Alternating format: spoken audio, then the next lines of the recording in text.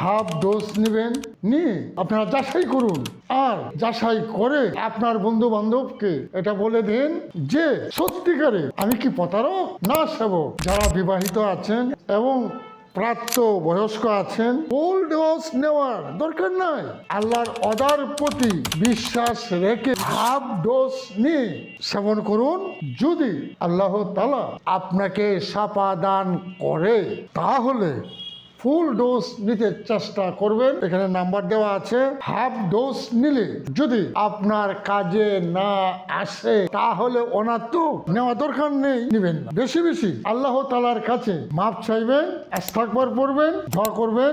যদি আল্লাহ পাক তৌফিক দেয় 1 সপ্তাহের মধ্যে আমার আল্লাহ তাআলার অর্ডার প্রতি বিশ্বাস আপনারা রেজাল্ট পাবেন। আল্লাহ তাআলা রেজাল্ট অবশ্যই দিবে। সেটা আল্লাহ তাআলা আমার অর্ডার প্রতি বিশ্বাস। আমার একটি সংস্থা আছে, আব্দুল হামিদ মানব সেবা সংস্থা।